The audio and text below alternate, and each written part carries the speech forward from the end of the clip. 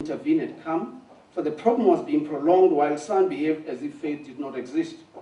I raised the matter with Pete Prinsloo, who was then the campus principal. Being biased in favor of Son, he decided to refer the matter to the institutional HR office at Potchefstroom. In the meantime, I was told that it was recorded in the VAL Management Committee meeting that a senior post would be advertised and faith would apply. The date promised came and went, but nothing promised happened. I kept addressing the matter and Pete was getting irritated. When he ran out of tricks to postpone the matter, he arranged a meeting for the HR office to visit the campus so that the matter could be threshed out and settled once and for all. The date set for that meeting was 18 March 2005. I knew that the wind was blowing in favor of Son. In order to subvert this bias, I decided to write a report in which I compared the qualifications and experience of the two ladies so that I could table it. I had learned through experience that if one discussed things orally with the VAL-Perke and institutional office, nothing would be recorded, especially when they were not friendly to your proposals, suggestions, or submission. What I found funny peculiar was that the team which came to the meeting with Pete Prinsloo the team that came had a meeting with Pete Prinsloo without me. Only after they drew their own conclusions did they come to my office to meet me. Now, these were members of a particular tribe. Now, as far as they were concerned, they were meeting a person of another tribe, which should not be in an institution that is as respectable as a university. There was a combination of very interesting people. You can see the tribal affiliation there. There was the Professor Chris van der Vat, who had moved from the position of Chief Director Personnel to head Organizational Learning and Development, a very well-spoken and highly read man who was fluent in both English and Afrikaans. I always marveled at his erudition. He flowed as if he was reading from a script and never fluffed his line. He was one of the few whose professorial status I could not doubt. Pete Prinsloo, to my surprise, joined the group. Then there was a certain Victor Mutobi, a member of another tribe, who had recently joined the university as Chief Director HR. He was interesting in very many respects. He had come from the former Rand Afrikaans University, who had worked in HR for several years without a degree. Soon he was developed to develop diabetes. Maybe that's litigation, I don't know. He impressed me as being so fragile that I wondered how he was going to cope in this tough environment. Hence, I was not surprised when he later told me that he was desperately looking for a job, and so on. Let me come to that part.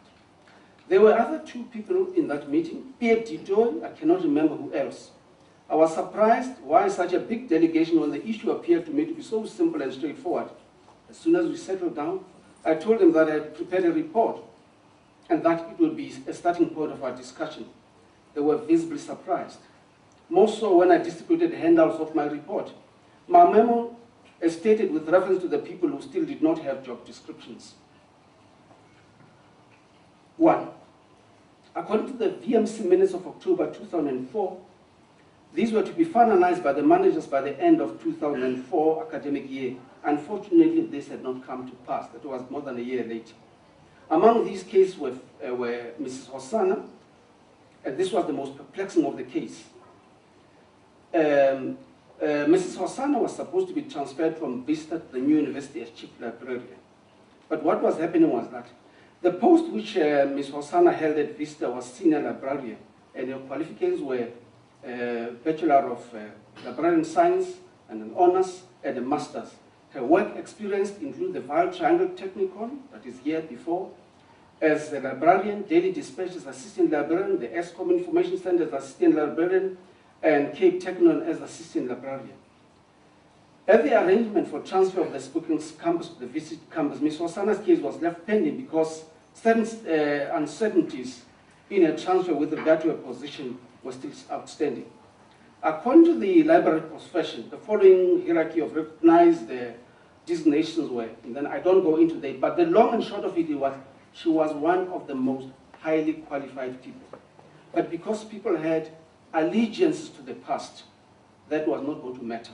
They would rather have a junior as long as he was a member of the tribe. And this is where sometimes I found in this particular university, where the interpretation of designated groups in the Employment Equity Act was used to favor a certain group of females so that it would appear that there is compliance to this piece of legislation. But one other interesting thing is, I mention this because it's also a problem with equity and transformation, is that this university has got 3 campuses. One is in Mafike. It's supposed to be more than 95% Black African in terms of its population. Another campus is in Potchefstroom. It's more than 95% of African-speaking community. And then there is the campus at the Vaal, which is supposed to be cosmopolitan, which is supposed to be mixed, but it is not. Now, when you look at these 3 enclaves, they always operate like federal institutions. But when the employment equity report is going to be written, these 3 campuses are joined and the population looks like it's equitable, whereas it's not. And there are 3 cultures that are operating. Once again, then we find a case where legislation and policies have got no meaning unless they are deconstructed on the ground. Let me go to another page, lest I bore you. I'll go to page 130.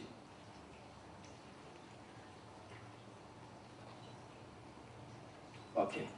Again, you know, there are questions of corruption. We have internal audits. We have external audits. And my experience in the public sector in higher education, and my experience in the public sector, and I've said it even to the 5 top auditing companies in the country. You name them, PwC, Ernst & Young, Deloitte and Touche, and you mention it. There is no way in which external auditors can audit a university thoroughly. A university is a very, very complex creature. And if we as university managers want to be corrupt, we can easily evade any kind of audit. The HEQC is even far from being able to audit thoroughly. Let me read just this paragraph. I also discovered a contract dated the 31st August 2006, by which the rector appointed his daughter, Janae Prinsloo, in his own office for a period of 6 months. He probably conscripted the ever-obliging Niels Vermeulen to sign as chairperson of selection committee, and Pete signed as the next line manager. Janae never rendered any service to the university, but was paid from her father's office. I also uncovered evidence of payment made from Prof. Prinsloo's office, which were made to Mrs. Aneta Lennox. It turned out that Lennox was Pete Prinsloo's married daughter. Her company or husband, Brand Art and Language Services CC, registration number 20005438-23, held an account at First National Bank in Vanderbilt Park, account number 620160237592. The rector's office printed Anita's business card at the expense of the university. Such was the level of activity with regard to freedom of financial management. I uncovered a business plan produced by the campus rector's office at the North University's expense for the establishment of a company called Cereal Breweries. The prospective partners of this company were Marius Lennox, son-in-law,